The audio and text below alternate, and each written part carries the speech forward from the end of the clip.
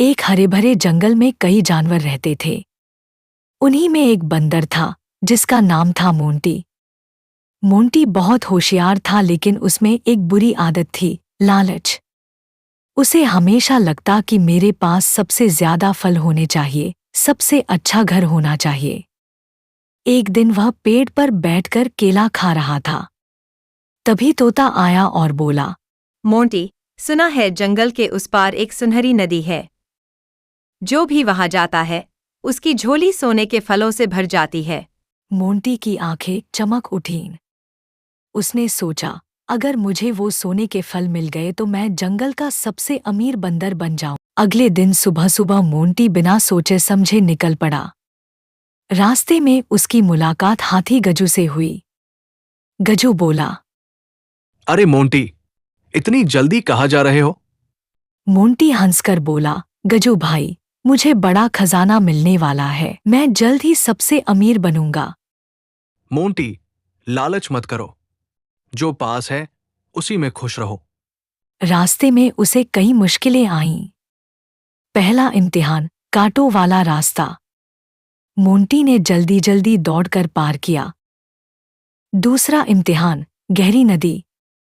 उसने पेड़ की डाल से झूलकर नदी पार की, लेकिन झोली का सारा खाना गिर गया। तीसरा इम्तिहान, एक भूखा शेर। मोंटी पेड़ पर चढ़कर बच तो गया। कई दिनों बाद मोंटी उस सुनहरी नदी तक पहुंच गया। नदी सच में चमक रही थी। मोंटी ने झोली में जितने सोने के फल आ सकते थे भर लिए, लेकिन जब वो लौटने लगा तो झोली इतनी भारी हो गई कि मोंटी चल भी नहीं पा रहा था। उसने सोचा, कोई बात नहीं, मैं धीरे धीरे चलता हूँ।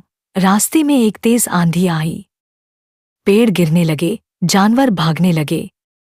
मोंटी भारी झोली के साथ दौड़ने की कोशिश करता रहा, लेकिन झोली के वजन की वजह से गिर गया। सारे सोने के फल नदी में बह गए।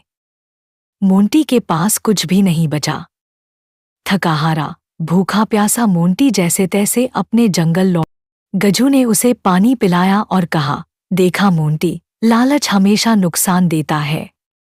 मेहनत और संतोष से जो मिलता है वही सबसे बड़ा खजाना है। मोंटी ने शर्मिंदा होकर कहा, तुम सही थे गजू, अब मैं कभी लालच नहीं करूंगा। उसने मेहनत से अपने पेड़ पर नए नए फल लगाए और दोस्तों के साथ मिलकर खुशहाल जीवन बिताने लगा।